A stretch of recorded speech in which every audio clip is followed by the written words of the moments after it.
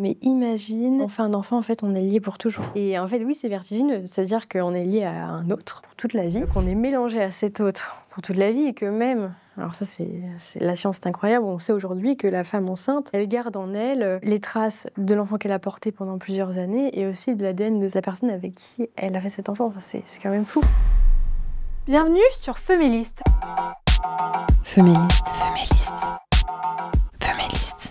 Ici, on donne la parole à celles et ceux qui osent déranger, bousculer et inspirer. Aujourd'hui, nous recevons Azilise Lecor pour parler de son essai « L'enfant et l'avenir de l'homme » paru en 2024 chez Albin Michel. Azilise est journaliste, elle est passée par Le Figaro et est désormais rédactrice en chef des pages opinion au Journal du Dimanche. Azilise défend une vision engagée de la maternité. Son livre a déjà fait beaucoup réagir car il est à contre-courant des discours dominants. J'ai dit que la maternité était l'apothéose de la féminité. Il valorise la maternité dans un contexte où la natalité est en chute. On supprime tout ce qui fonde la joie, la beauté de l'existence. En France, on fait 20% de bébés en moins qu'en 2010. Azilise analyse les causes de cette baisse de la natalité et nous invite à repenser notre rapport à la maternité. C'est un sujet qui nous interpelle avec Dora, car nous avons évolué dans des univers féministes où on encourage davantage les femmes à privilégier leur carrière plutôt que le fait d'avoir une vie de famille. Simone de Beauvoir parle d'un parasite qui viendrait finalement prendre toute notre énergie, etc., se nourrir de nous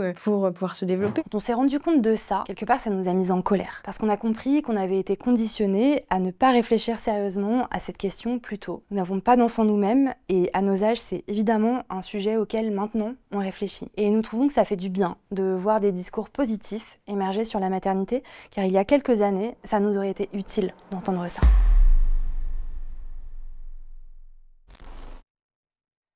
Azilise Lecor, bonjour. Merci d'avoir accepté cette invitation. Première question, avec Dora, on n'a pas d'enfant. Est-ce que vous pourriez essayer de nous donner envie d'en avoir? Qu'est-ce qu'on rate quand on n'en a pas? C'est une question difficile parce que, simplement peut-être en introduction avant d'y répondre, j'écris pas ce livre pour dire aux gens vous devez faire des gosses sinon vous ratez ceci ou cela. Je l'ai vraiment écrit pour répondre à des discours que je juge qui dominent à mon sens aujourd'hui le débat public et qui expliquent qu'il ne faut pas faire des enfants pour X raisons et que si on en fait, on risquerait d'être déçu, de regretter. Et moi, c'est pas du tout l'expérience que j'ai vécue avec mes deux enfants. Et donc, je vais vraiment vous répondre. Mais, moi, c'est des petites choses du quotidien en fait, qui donnent vraiment de la joie à mon existence. Et ça va paraître peut-être bête, mais c'est le matin, je suis pas du tout matinale. J'arrive à me lever parce que je sais que je vais voir mes enfants en train de se frotter les yeux. Ça va me faire plaisir de leur préparer leurs tartines et leur chocolat chaud. Ça va être le soir quand je vais chercher mon fils aîné à l'école et que je vais voir tous les nouveaux mots qu'il a appris. Il va me raconter des histoires absurdes, voilà, ces histoires d'enfants. Il va me montrer la lune qu'il y a dans le ciel. Et puis c'est quand soit mon mari arrive à la maison après nous, et je les vois se précipiter vers lui comme s'ils accueillaient le Messie. Je trouve que c'est magnifique et c'est assez bouleversant au quotidien.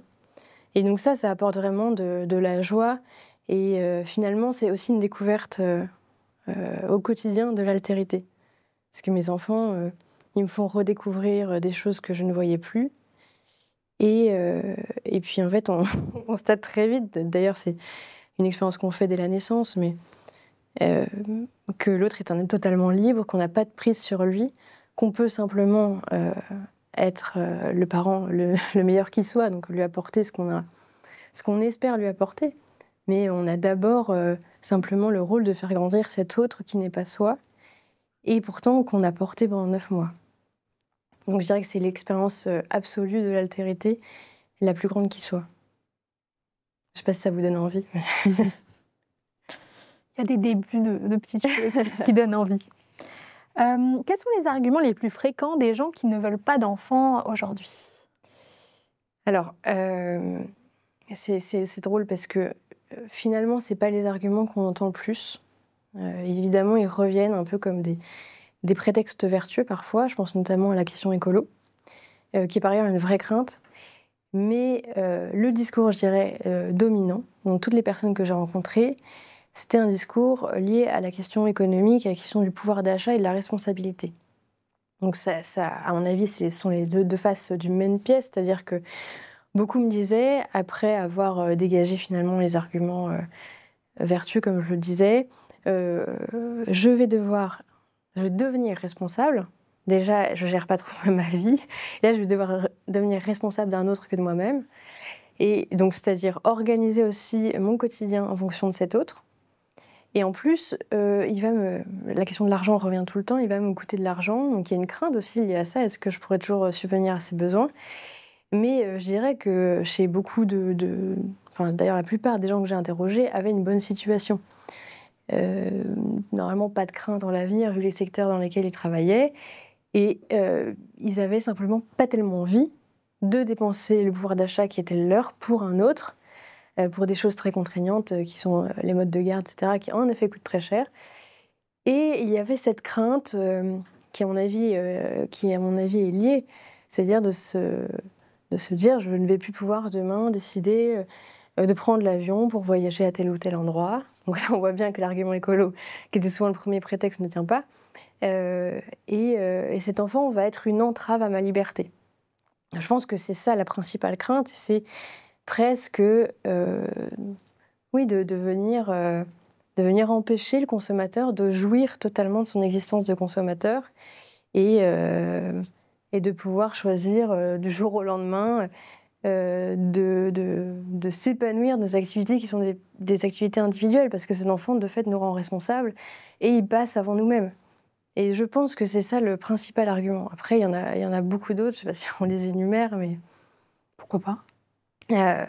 Encore rejoignons les différentes catégories, en effet, qui sont les catégories militantes. Donc, il y a les child free, c'est la grande famille qu'on peut traduire par sans enfants par choix. Donc, je dirais que c'est comme dans tous les mouvements progressistes, il y a la grande famille, et ensuite, en son sein, il y a des micro-chapelles.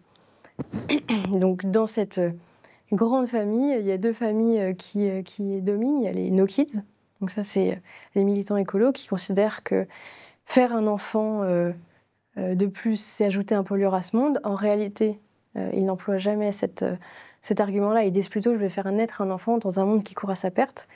D'ailleurs, je trouve que c'est intéressant parce qu'il y a déjà une crainte, presque un amour pour un enfant qui n'est pas. Et donc, on ne veut pas, par amour pour cet enfant qui n'existe pas, mais qu'on projette, donc on aime déjà, lui offrir aussi une mauvaise vie ou des conditions d'existence négatives.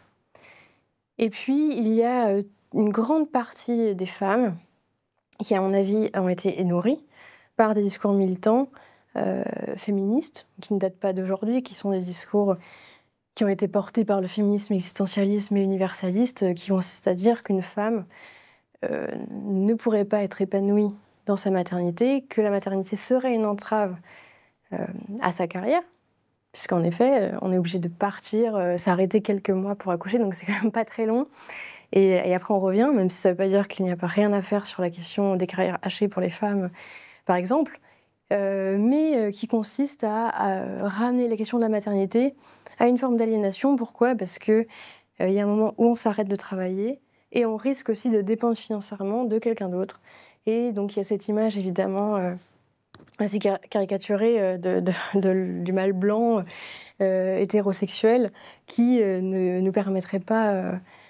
qui ne souhaiterait pas notre indépendance financière et sur qui on ne pourrait pas se reposer. Et ça, je crois que c'est vraiment une dimension qui a gangréné les esprits. Et donc, si bien qu'on voit beaucoup de jeunes femmes qui subissent une injonction contraire à ce qui était l'injonction dénoncée au départ, à savoir vous êtes des femmes, vous devez procréer. Et bien, beaucoup de femmes se disent aujourd'hui il faut que je fasse passer ma carrière coûte que coûte en premier. Et donc, ça crée des situations parfois qu'elles regrettent ensuite. Parce que la question, c'est quand est-ce que c'est le bon moment ? Puisque j'ai fait des longues études, ça, je pense que c'est souhaitable. Bon, maintenant, il faut que je travaille. Je commence à m'installer, je prends le temps. Finalement, ma carrière explose. J'ai déjà passé les années où je suis le plus fertile. Et quand est-ce que je prends ce moment ?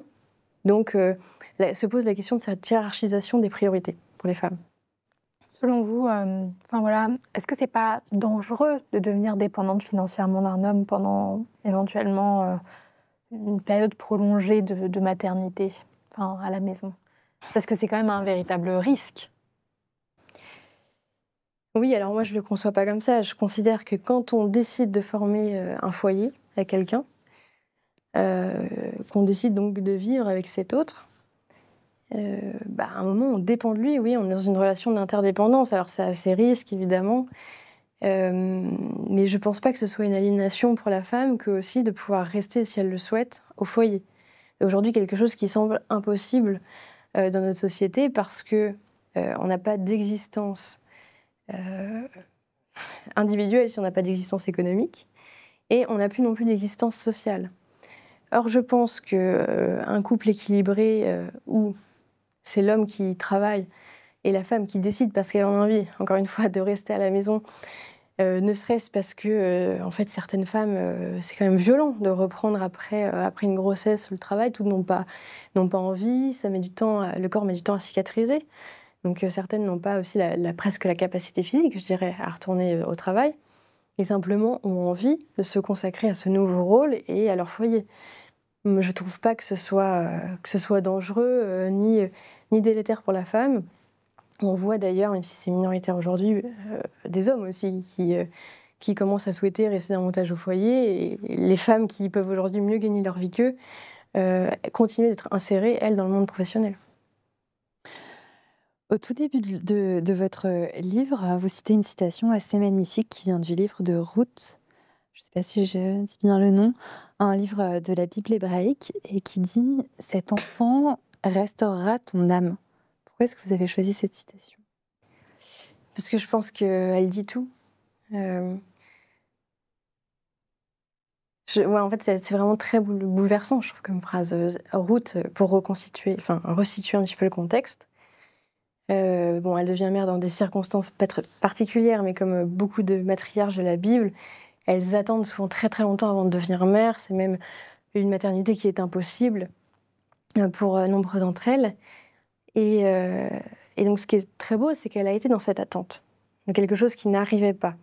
Et même quand on a la chance d'être fertile, par exemple, et d'avoir des enfants, il y a cette attente, ces 9 mois, puisque c'est fait ainsi, où on attend cet enfant, on apprivoise la question de la maternité, on apprivoise aussi cette vie nouvelle qui jaillit en nous, et puis qui nous prépare à la rencontre qu'on va faire avec cet autre. Et ça provoque en effet quelque chose d'assez grand, c'est-à-dire que, je ne sais pas si... C'est toujours difficile à résumer, mais moi je pense par exemple que ça m'a permis de me décentrer de moi-même, d'avoir un enfant. Et c'est en me décentrant que je me suis aussi véritablement rencontrée. Donc justement, c'est mon âme qui s'est restaurée aussi. Et je crois qu'un enfant, c'est une naissance, c'est toujours la possibilité de cette rencontre qui est absolument vertigineuse, et de cette rencontre avec soi aussi. Qu'est-ce que vous avez rencontré en vous à chaque naissance? Quelle part de vous-même?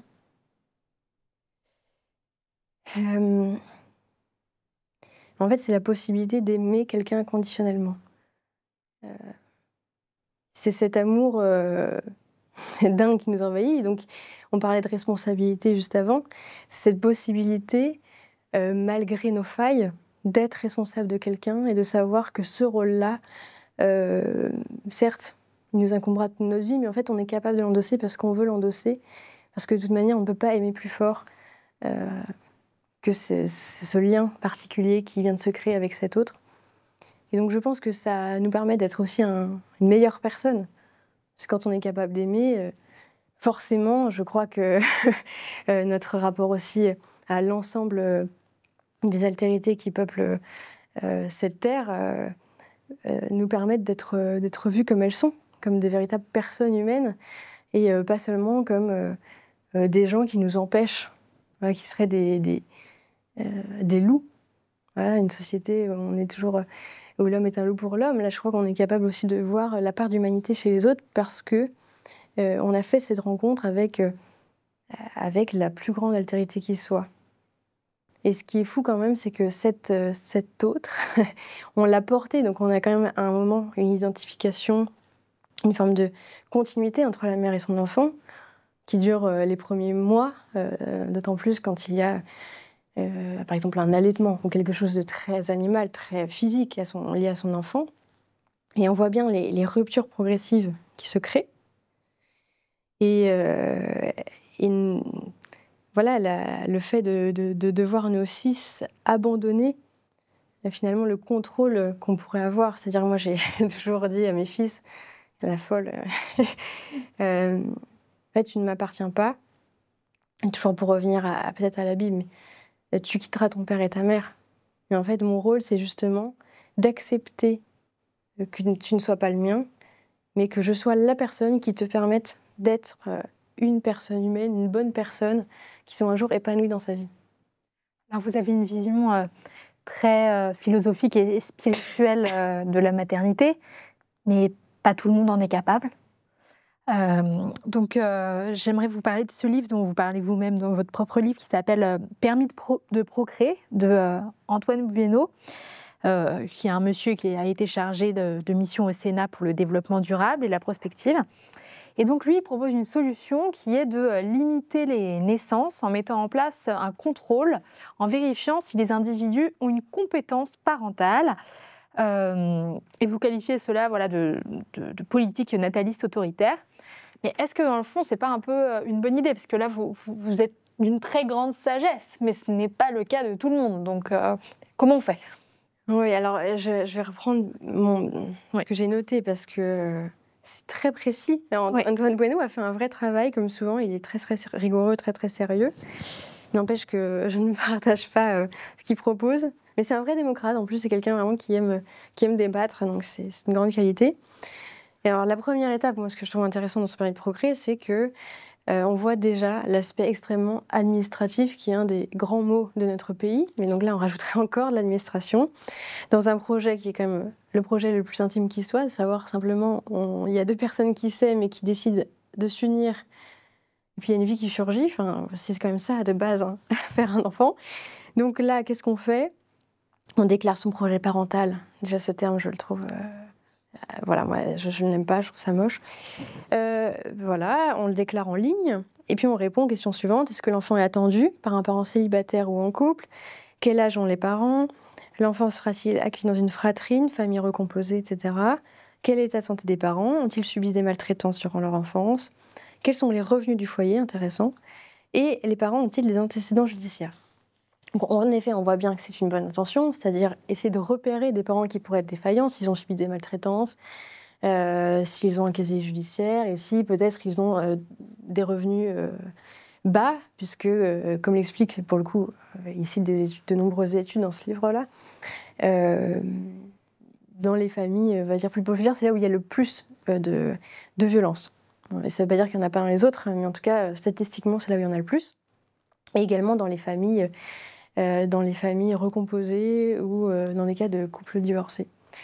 C'est ce qu'il explique. Donc après, une fois qu'on a fait ça, il y a une seconde étape qui est la plus angoissante à mon sens, où les candidats à ce projet parental doivent accueillir une assistante sociale, voilà, qui va se rendre chez eux, qui va vérifier, comme dans une démarche d'adoption finalement, que tout se passe bien, que tout va bien, et puis qui va leur faire passer des entretiens psychologiques.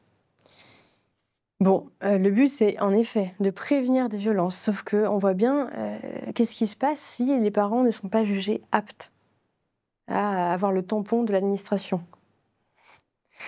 Mais voilà, je trouve ça fou.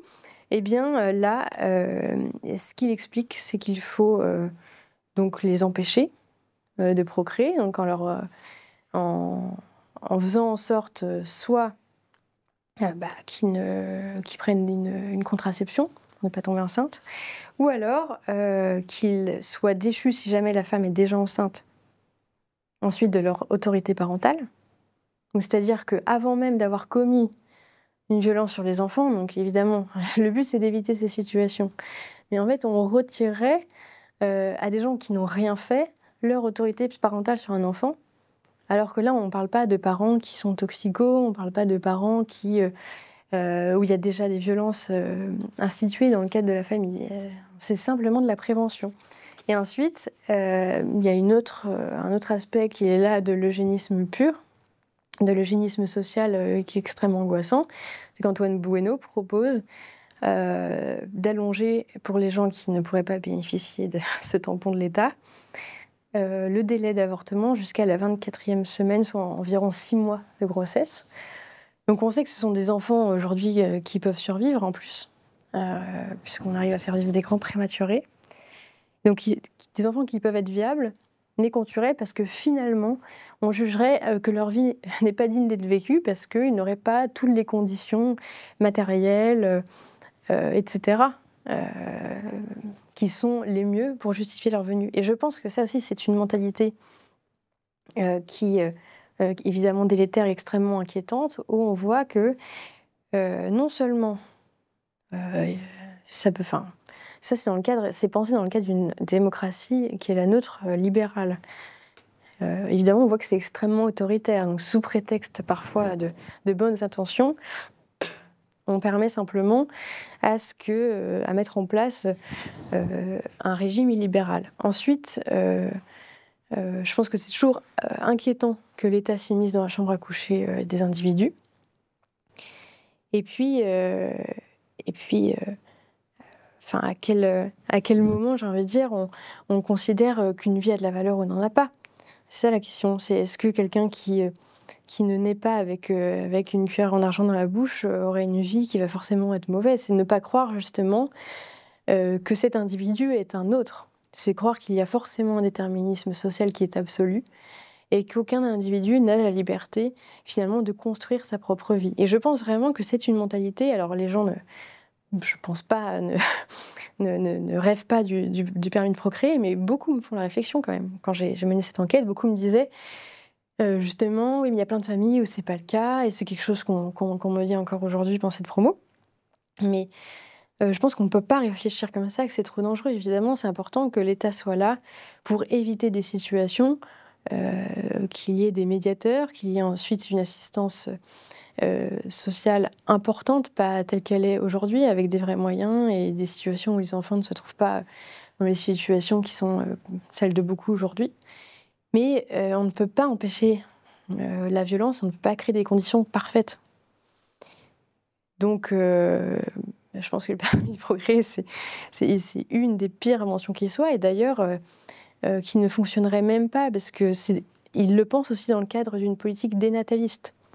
Dans le cadre d'une politique no kids, puisque d'abord, dans son livre, il avance des arguments écolos.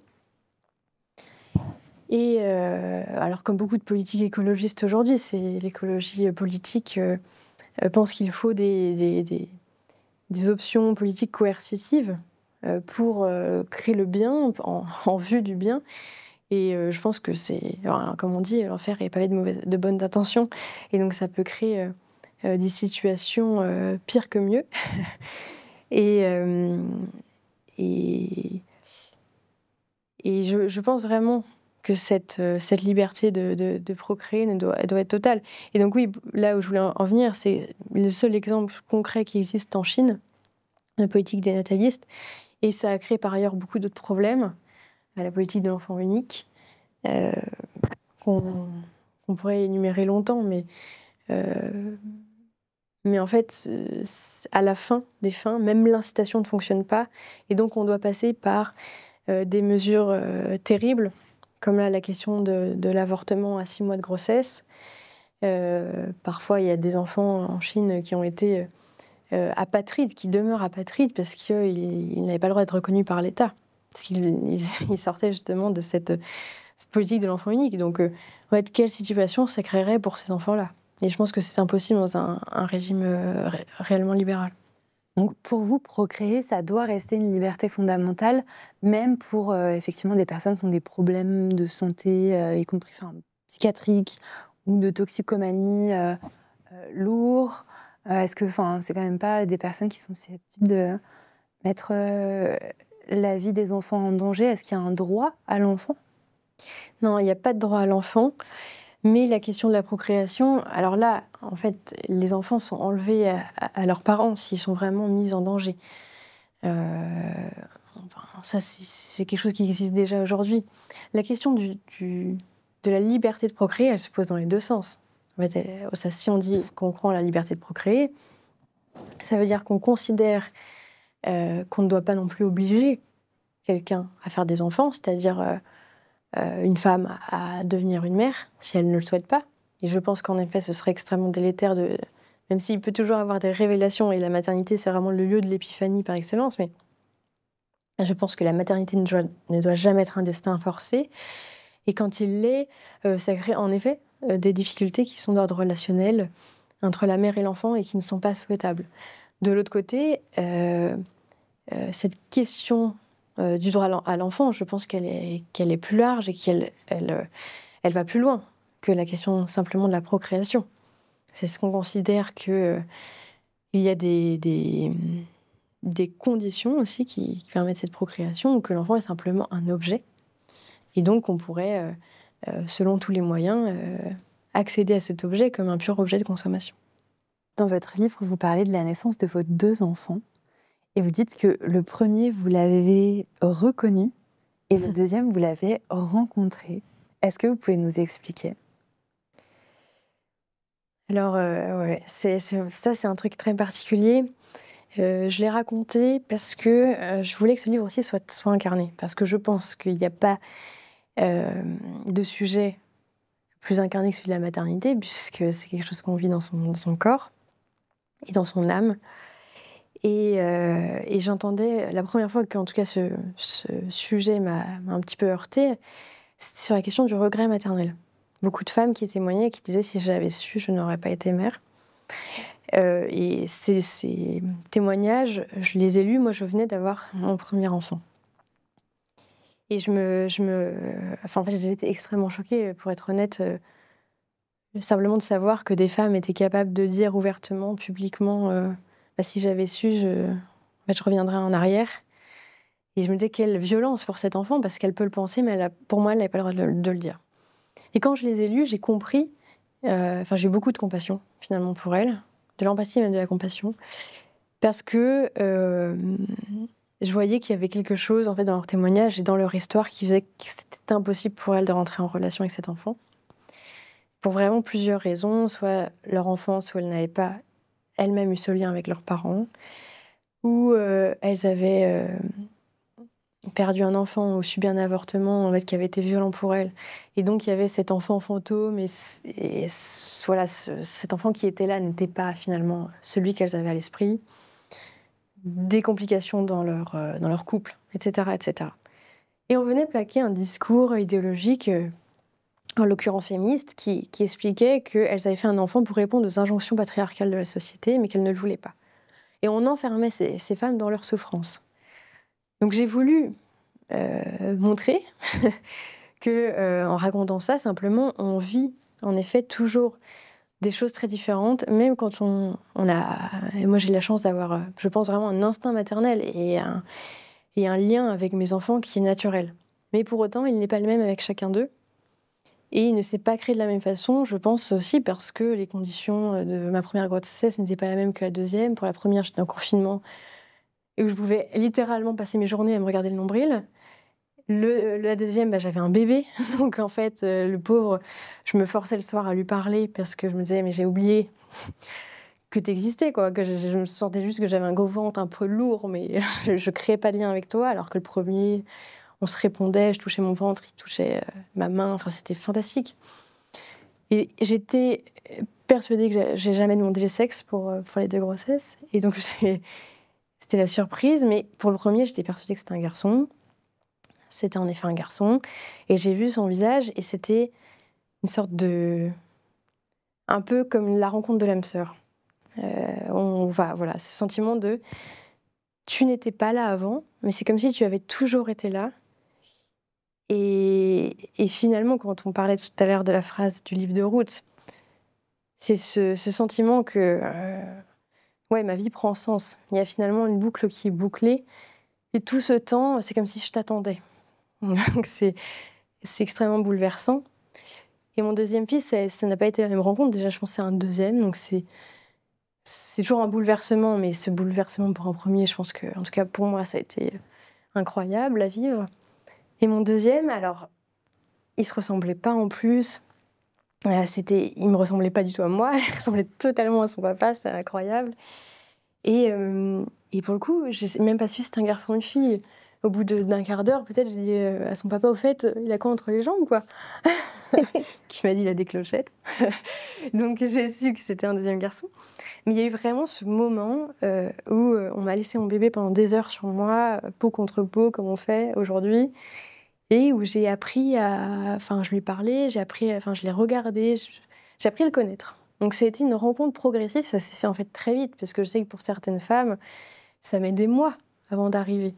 Moi, je l'ai aimé tout de suite, cet enfant, mais j'ai eu besoin de partir à sa rencontre, disons, en l'apprivoisant doucement. Alors que pour le premier, c'était comme un coup de foudre.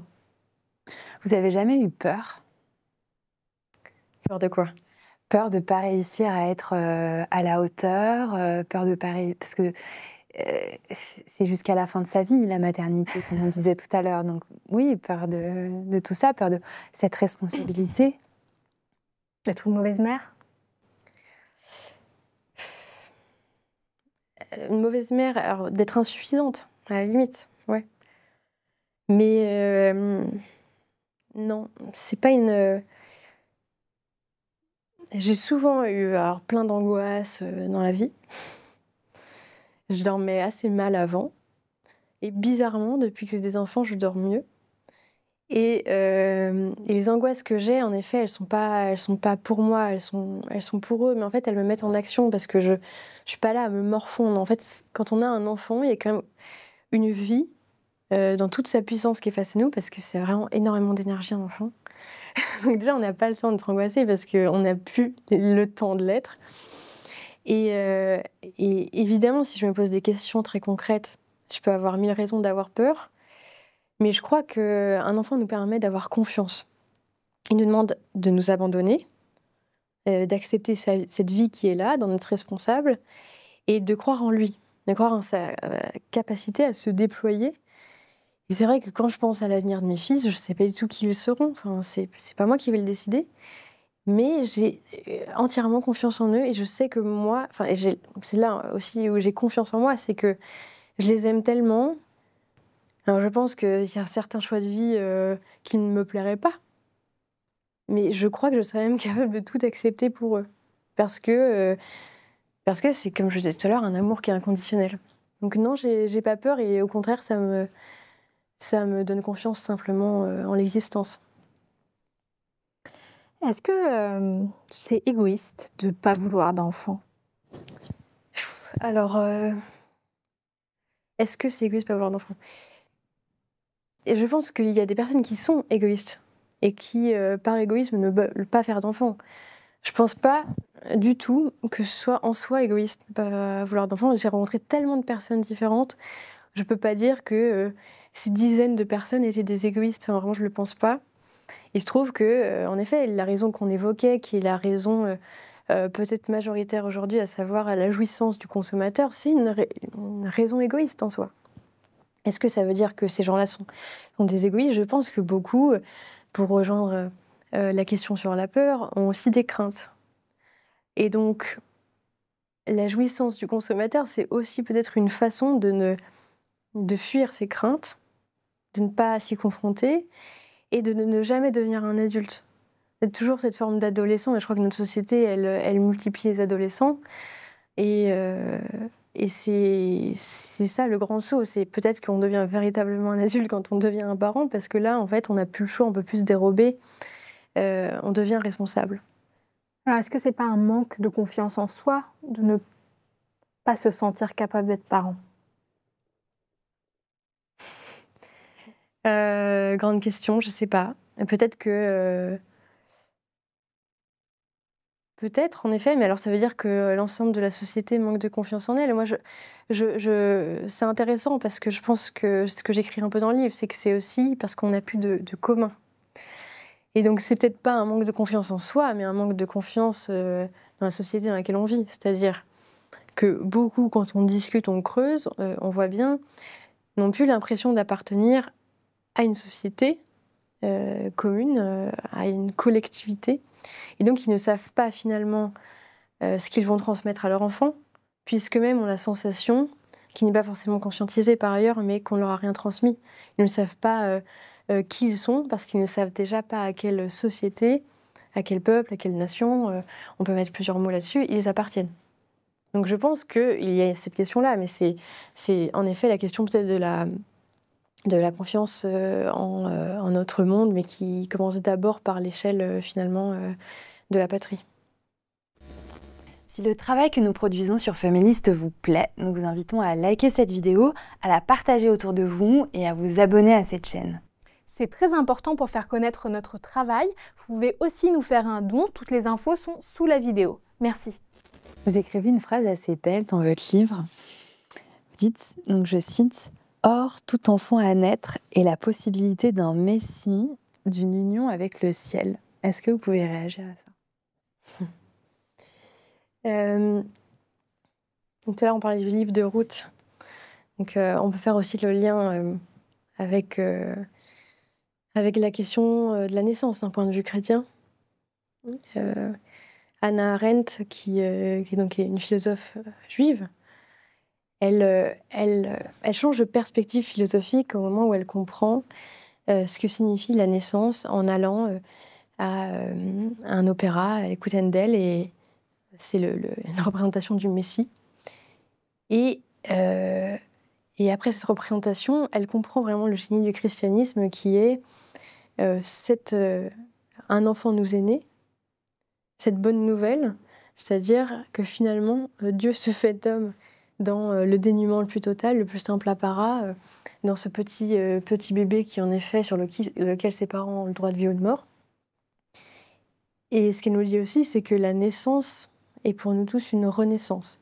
Elle est cette possibilité, donc à la fois que notre âme se restaure à l'échelle individuelle, de voir peut-être le monde avec plus de poésie, parce qu'on peut le voir au travers des yeux d'un enfant. Et moi, ça, je l'éprouve vraiment au quotidien, parce que on a oublié beaucoup de choses, finalement, de cette naïveté aussi du rapport au monde, à la nature, à la beauté, qu'ils viennent nous rappeler. Et puis, c'est la possibilité simplement d'avoir un être neuf, donc totalement révolutionnaire dans ce monde, qui peut non seulement rendre le monde meilleur, mais qui nous demande, nous, en tant que parents, de faire en sorte que le monde soit meilleur pour ceux qui nous succéderont. Et puis bon, il y a, je dirais simplement dans ce que j'ai vécu aussi, pour rejoindre cette rencontre avec mes fils, il y a quelque chose dans la rencontre avec, d'un point de vue très spirituel, avec Dieu qu'on peut avoir, et notamment si on reprend encore une fois simplement la question de la rencontre, je sais pas, des rois mages avec le Christ. Quand on lit les évangiles, il tombe à genoux devant lui alors qu'il s'était envoyé normalement. Il devait informer Hérode d'où se trouvait le roi des Juifs pour qu'il puisse le tuer. Et finalement, ils sont eux-mêmes renouvelés face à cet enfant. Il se trouve que c'est quand même Dieu fait homme. Mais ils s'en vont et ils n'informent jamais Hérode de cette vie, il y a quand même de cette naissance, où se trouve ce petit être. Et il y a finalement cette possibilité toujours de se laisser surprendre et d'être totalement renouvelé. Et donc c'est quelque chose qui, en effet, n'est pas horizontal à mon sens, mais que j'ai ressenti en moi comme une forme, oui, de preuve d'un lien entre ici-bas, notre vie sur Terre et le ciel. Est-ce que c'est pas un très grand fantasme féminin, finalement, d'être la mère d'un grand homme ou d'une grande femme? Moi, c'est quelque chose auquel je pense souvent. La mère d'Elon Musk, la mère d'Obama. J'y pense souvent. Alors, je pense que la mère d'Elon Musk doit se faire du souci. Je sais pas, moi, je fantasme pas du tout la réussite de mes enfants. Au contraire, en fait, je trouve qu'il y a quelque chose de simplement dans la banalité de l'existence, d'hyper grand déjà.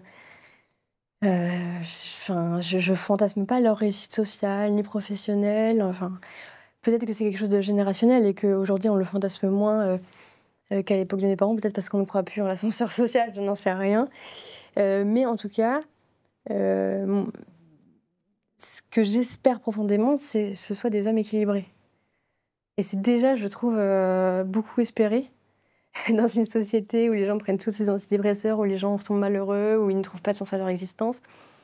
Donc voilà, j'espère simplement que je réussirai à transmettre à mes fils un peu de force et de volonté, voilà, de favoriser le bien commun, mais sans espérer qu'ils aient le prix Nobel de la paix, quoi. Je disais ça vis-à-vis de cette idée de messie à naître, en fait, je faisais le lien en ce sens. Oui, mais justement, même dans la naissance, dans la vie du Christ, alors évidemment, c'est Dieu fait homme, c'est quelqu'un qui va mourir pour racheter les péchés de l'humanité, etc. Mais il y a aussi toute une banalité de la vie, c'est-à-dire que c'est quelqu'un qui est né dans des circonstances particulières, mais qui a un papa et une maman, qui va travailler avec son père, qui va être charpentier. Et finalement, c'est que tardivement qu'il va commencer à prêcher et qui va se révéler en tant que Messie réellement. Mais il y a aussi quelque chose, je trouve, dans la beauté du christianisme qui réside dans la banalité des choses, la banalité du quotidien, et qui vient nous rappeler que la grandeur humaine, elle réside dans ces petits gestes, dans cette petite chose, dans cette petite charité, mais qui est simplement notre rapport aux autres, notre force, notre abnégation au travail, notre résilience, etc. Est-ce que vous pensez que c'est un privilège pour les femmes de pouvoir enfanter? Oui, c'est ce que j'écris. Alors pourquoi? Et pourquoi les femmes ont perdu de vue le fait que c'était un privilège? Mais c'est peut-être là où nos travaux se rejoignent. C'est-à-dire que écrire ça, c'était aussi réaffirmer le donné biologique, le donné naturel. Rappeler qu'être une femme, c'est d'abord avoir un corps et avoir en puissance cette possibilité d'être mère. Ça ne veut pas dire... Et beaucoup ont mal compris, je pense, à ce passage-là. J'ai dit que la maternité était l'apothéose de la féminité. Ça ne veut pas du tout dire qu'une femme qui n'a pas porté la vie ou qui n'est pas mère n'est pas une femme, pleinement épanouie, mais simplement de se rappeler que dans sa puissance, la femme peut porter la vie. C'est quelque chose que les féministes, à mon sens, devraient toutes mettre en avant. Pourquoi ? Non pas parce que c'est quelque chose d'aliénant. Simone de Beauvoir parle d'un parasite qui viendrait... finalement prendre toute notre énergie, etc., se nourrir de nous pour pouvoir se développer. Au contraire, c'est quand même fascinant le corps d'une femme enceinte quand on observe s'il y a 2 personnes en une. J'étais avec une amie un jour, on était tous les 2 enceintes à ce moment-là, elle m'avait dit, t'imagines, on est 4 personnes dans la pièce. Ça m'avait fait rire.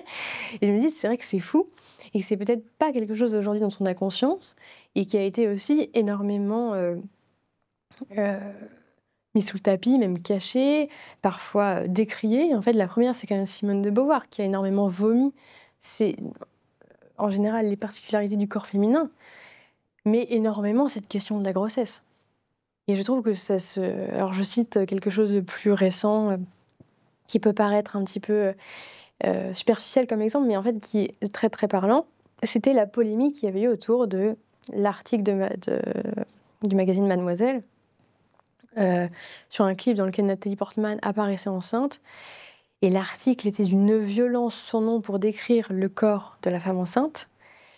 De la même manière, un peu que Simone de Beauvoir, il y avait elle vomissait ce corps-là, ce corps maternel. Et l'article avait été supprimé, etc. Mais je pense que c'est très parlant. Pourquoi ? Parce que ça montre que le corps d'une femme enceinte est forcément vu comme quelque chose de vulnérable, parce qu'il est à protéger. Au contraire, on devrait en faire comme une force. Enfin, pas seulement de fantasmer la femme enceinte comme la Vierge Marie, mais d'en faire aussi quelque chose qui montre sa puissance, la possibilité pour cette femme simplement aussi d'être celle qui continue l'espèce humaine. Enfin, c'est quand même assez fascinant. Que dans votre livre, il y a un moment, vous dites justement qu'il y a très peu de Vierge Marie enceintes en tant que représentation. Est-ce que vous pouvez un peu nous en parler ?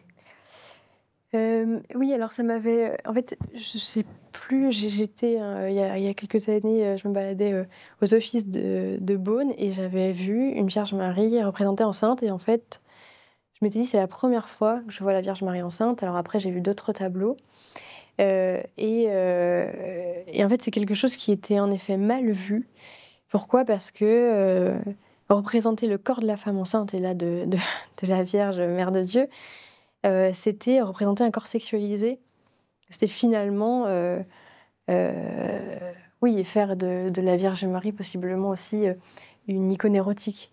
Donc il y a quelque chose d'ailleurs qui existe toujours aujourd'hui de gêne pour les femmes, c'est-à-dire si tu t'affiches enceinte, finalement tu affiches ton intimité. Et ça, beaucoup de femmes m'ont confié que c'était quelque chose qui les mettait très mal à l'aise dans leur rapport à leur corps, et je trouvais ça assez fascinant aujourd'hui, alors qu'on est dans une société où on parle énormément de sexualité, où on met en avant l'intimité des personnes. Et finalement, une fois que c'est incarné et visible dans le corps, ça met tout le monde mal à l'aise. Un de mes passages préférés dans votre livre est le moment où vous expliquez que pendant les premières semaines de votre grossesse, vous ne saviez pas que vous étiez enceinte. Vous écrivez « Son existence se dérobait à ma connaissance et ne le laissait saisir que plus tard ». Est-ce que vous pouvez un peu me parler de ce moment particulier ? Oui, alors je trouve que c'est fascinant. En fait, la vie nous échappe toujours. Même quand un enfant a été absolument désiré, qu'il a été attendu, même parfois des mois, des années, ben, le jour où on est enceinte, alors quand on connaît bien son corps, on remarque vite, mais quand même, au moment non seulement de la conception, et puis des semaines qui ont suivi, on ne sait pas ce qu'il en est. Et en fait, ça montre que cette vie, elle se dérobe toujours à notre contrôle. On ne peut pas contrôler la vie. Elle nous échappe, et par définition, moi je trouve que ça montre que c'est très difficile d'avoir un contrôle sur elle, parce qu'en fait, elle éclot malgré nous. Et un enfant, on comprend donc en puissance, n'est jamais un projet, c'est-à-dire que ce n'est pas quelque chose qu'on projette vers l'avenir, et c'est pas non plus un programme, on peut rien décider. Et je pense que ça rejoint aussi tout ce qu'on se dit depuis tout à l'heure, à savoir que c'est un individu à part entière qui se déterminera par lui-même et qui m'échappe par définition, qui est toujours une surprise, encore une fois, même quand on a voulu qu'il soit là.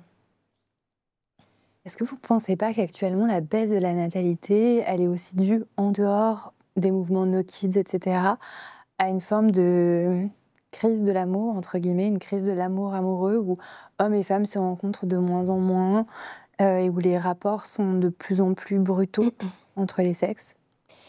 Oui, en effet, j'y consacre un chapitre ou deux. Moi, c'est quelque chose qu'on m'a beaucoup dit dans cette enquête, et notamment une formulation qui m'avait beaucoup choquée, c'était mais imagine, on fait un enfant, en fait, on est lié pour toujours. Et en fait, oui, c'est vertigineux, c'est-à-dire qu'on est lié à un autre pour toute la vie, et qu'on est mélangé à cet autre pour toute la vie, et que même, alors ça, la science est incroyable, on sait aujourd'hui que la femme enceinte, elle garde en elle les traces de l'enfant qu'elle a porté pendant plusieurs années, et aussi de l'ADN de la personne avec qui elle a fait cet enfant. Enfin, c'est quand même fou. Ah bon? Ça s'appelle l'épigénétique, enfin, c'est une science vraiment fascinante. Et donc, évidemment, c'est vertigineux, mais je trouvais ça aussi très triste, parce que, en fait, c'était évidemment un calcul rationnel, c'est-à-dire un couple sur 2 divorces aujourd'hui, donc pourquoi est-ce qu'on prendrait ce risque? Pourquoi on ne serait pas du côté de ceux qui ne seront plus une famille dans quelques années? Moi, je trouve juste que c'est assez triste de réfléchir comme ça, évidemment. Et il y a la question de l'engagement, de la crainte de l'engagement.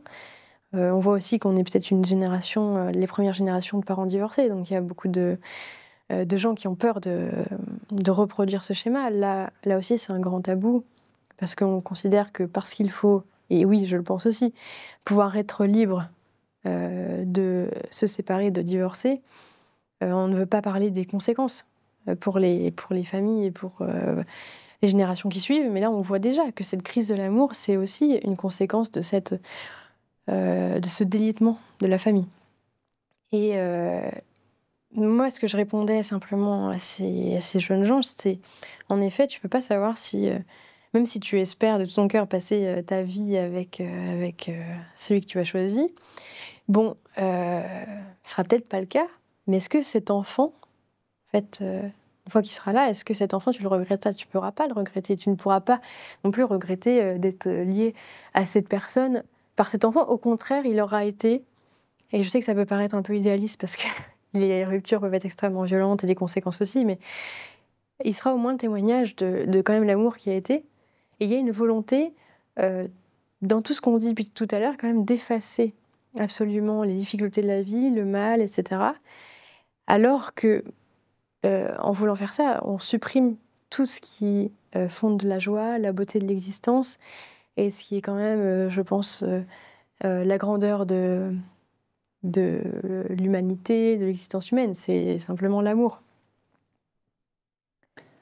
Est-ce que vous ne pensez pas qu'au final, le sujet le plus tabou n'est finalement pas celui des gens qui veulent des enfants à tout prix, mais n'y arrivent pas pour X ou Y raison, parce qu'ils n'ont pas trouvé l'amour, parce qu'il y a une infertilité? Est-ce que finalement, c'est pas cette souffrance-là qu'on efface le plus actuellement?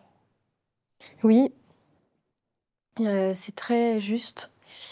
C'est d'ailleurs un des sujets, moi, Enfin, j'avais très peur en écrivant ce livre de blesser des gens qui se trouvaient dans ce type de situation. Et donc, je pense que, enfin, en tout cas, dans les retours que j'ai eus, je crois que j'ai évité cet écueil. Et d'ailleurs, ce qui est très touchant, moi, c'est que beaucoup de couples infertiles sont venus me voir. Donc, en réalité, les femmes n'arrivent pas à en parler, c'est trop dur. Certainement parce que, justement, il y a cet aspect très incarné, corporel, de « je ne peux pas porter la vie ». Chez les hommes, c'est souvent eux, en tout cas, qui venaient me voir et qui me disaient « nous, on ne peut pas avoir d'enfants ». Mais merci d'avoir écrit ce livre parce que nous, c'est notre souhait le plus grand. Et on n'entend que les discours de ceux qui, soi-disant, subiraient une injonction à procréer. Et donc, nous expliquent qu'on ne doit pas faire d'enfants. Et personne ne parle de nous.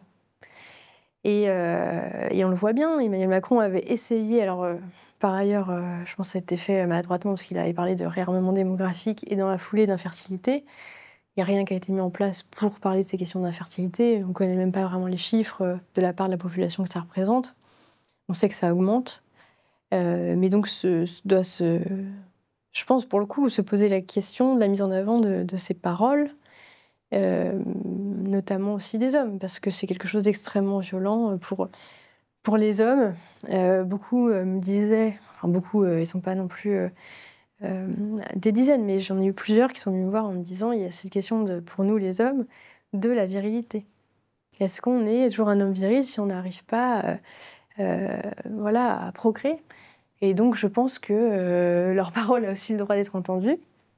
Et après, il y a la question qui est qui est encore plus complexe peut-être, parce que c'est une autre souffrance, c'est la question du célibat subi. Et donc ça, c'est peut-être tabou aussi parce qu'on n'a pas de solution à apporter, c'est un des grands mystères de l'existence. C'est pourquoi certains ne trouvent pas la bonne personne. Et ça, je le constate beaucoup autour de moi. Et pour le coup, souvent ces personnes-là ne peuvent pas lire mon livre. Énormément de femmes célibataires aujourd'hui. Ouais. Et d'hommes aussi. Et ça, c'est un des grands mystères. C'est comment est-ce qu'aujourd'hui, puisqu'on parlait aussi de la question du rapport amoureux, comment est-ce qu'on favorise de véritables rencontres, des rencontres qui permettent aussi un épanouissement dans la relation et où l'autre n'est pas un danger, n'est pas aussi vu comme quelqu'un qui peut me faire du mal. Ça, moi, j'ai pas la réponse. Si ce n'est que je crois toujours que rien ne remplacera les vraies rencontres. Et dans un monde qui est de plus en plus virtuel, doit se poser aussi la question simplement du lien à l'autre. Est-ce qu'il y a quelque chose dont vous aimeriez parler en plus? Non. Juste par rapport à la question d'avant, ajouter un mot sur quelque chose qui me tient énormément à cœur, dont je parle dans le livre. C'est pas du tout un lot de consolation pour les gens qui aimeraient avoir des enfants et qui n'en ont pas. Mais il y a la question aussi de la fécondité spirituelle. Je crois qu'on peut pas... Enfin, moi, je réduis pas l'existence ou le sens qu'on peut donner à l'existence à la maternité ou à la paternité. Je pense vraiment qu'il y a la possibilité de trouver d'autres voies. Et je sais vraiment que c'est pas un lot de consolation parce que c'est un deuil qui doit être fait. C'est un deuil parfois qui n'est jamais fait non plus. Et une souffrance qui peut rester très vive. Mais il y a la possibilité, en faisant 1000 autres choses, en étant des militants, simplement en étant des enseignants, en étant des bénévoles, un artiste, peu importe, mais simplement en donnant du temps pour l'autre. Il y a toujours cette question, moi je crois, qui est au cœur de tout cela, mais de l'humanité, de l'altérité, quelle place on fait à l'autre, comment est-ce qu'on participe à notre petite échelle au bien commun, sans vouloir changer le monde, mais peut-être le rendre un petit peu meilleur. Et je crois que ça donne du sens à l'existence et ça va à l'opposé de la mentalité No Kids, qui est une mentalité finalement, comme je le disais, guidée par la pulsion de mort et qui vise plutôt à l'anéantissement de ce qui fonde l'humanité. Et voilà, Mais moi, sur cette question de la fécondité spirituelle, comme vous l'appelez, je suis pas tout à fait d'accord parce que je suis de nature à comment dire, aimer créer, c'est-à-dire voilà, écrire des livres. J'ai créé un mouvement de collage de rue. Enfin voilà, même à travers mon expérience dans Femen, enfin j'ai beaucoup créé d'images en fait, enfin de mise en scène. Voilà, donc la création, c'est vraiment quelque chose qui me parle. Et je n'ai pas d'enfant, et donc pour moi, ça n'a rien à voir dans le sens où déjà la maternité, ça passe par le corps. Il y a cette question de la responsabilité aussi, qui est quand même pas la même quand vous créez une œuvre. Bon, de toute façon, elle vit toute seule par la suite, puis comme un enfant. Elle est donnée au monde et finalement, à un moment, on n'a plus de prise sur elle. Oui, mais l'œuvre, elle ne peut pas revenir un jour vers vous en vous disant quand même, là, j'ai besoin de conseils dans ma vie parce que je suis perdue, ou s'il te plaît. Alors que moi-même, je veux dire, à mon âge, ça m'arrive encore d'aller voir mes parents pour leur dire je suis perdue. Voilà. Donc, pour moi, c'est quand même pas... Il y a ce truc de création et de don. Mais il y a la possibilité de porter du fruit d'une manière qui est différente. C'est-à-dire de donner quand même un sens et une profondeur à son existence, qui ne repose pas que dans cette question de la maternité et de la paternité. En effet, je pense que c'est une expérience à part entière qui est, en tout cas selon moi, la plus grande. Et d'ailleurs, on a parlé de l'engendrement par le corps, mais on n'a pas parlé de l'adoption, qui est aussi... alors ça, moi, je ne l'ai pas vécu intimement, mais je l'ai vécu par des proches, où on voit que, en fonction des histoires, soit il y a vraiment une appropriation qui est assez dingue en fait de cette maternité. Par exemple, je prends dans le cas d'une femme où elle devient mère, il y a quelque chose presque de physique aussi qui se crée, mais en accéléré dans le corps qui se fait au moment de la rencontre avec cet enfant. Et justement, peut-être cette... je disais... Enfin, vous citiez le passage où je dis que je découvrais cette grossesse. Finalement, moi, j'ai l'impression d'être devenue mère à ce moment-là, parce que j'étais déjà responsable de cette vie qui était en moi. Je ne pouvais plus manger n'importe quoi, je ne pouvais plus boire, je ne pouvais plus machin. Eh bien, peut-être qu'on devient véritablement parent au moment où on prend conscience. On a cette responsabilité totalement vertigineuse, en effet, qui n'apparaît pas au travers de la question artistique, etc. Mais qui, quand même, je crois... peut exister en fonction du degré de conscience qu'on met dans ce qu'on fait. C'est-à-dire à quel moment on donne sans savoir ce qu'on va semer. Moi, j'ai vraiment la sensation que ce qui s'en rapprochait le plus, c'était ce qu'avaient fait pour moi mes professeurs. C'est-à-dire, j'ai plus tellement de liens avec la plupart d'entre eux, mais je pense que plusieurs fois par an, je pense à ceux qui m'ont le plus apporté, parce qu'ils m'avaient fait découvrir telle ou telle œuvre, etc. Et je suppose qu'ils ne savaient pas qui allait retenir ce qu'on avait, peut-être même ceux qui se disaient qu'ils parlaient dans le vent et que c'était insupportable d'avoir des classes de demi-débiles face à eux, j'en sais rien. Et en fait, je voulais aussi, dans ce chapitre qui parle d'enfanter par l'esprit, leur dire merci parce que je pense que toutes ces questions sont liées et qu'il y a une forme de responsabilité qu'on porte, alors des degrés différents, mais le prof qui enseigne face à sa classe...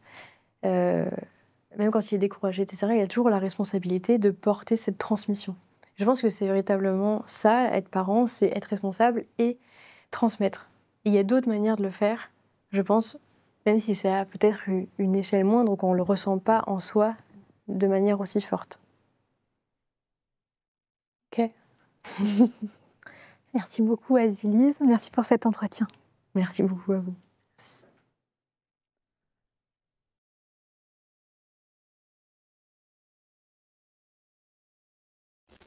Si vous êtes encore là, c'est que le travail que nous produisons sur Feminist vous plaît. Alors on vous invite à liker cette vidéo, à la partager autour de vous et à vous abonner à cette chaîne. C'est très important pour faire connaître notre travail. Vous pouvez aussi nous faire un don. Toutes les infos sont sous la vidéo. À très bientôt.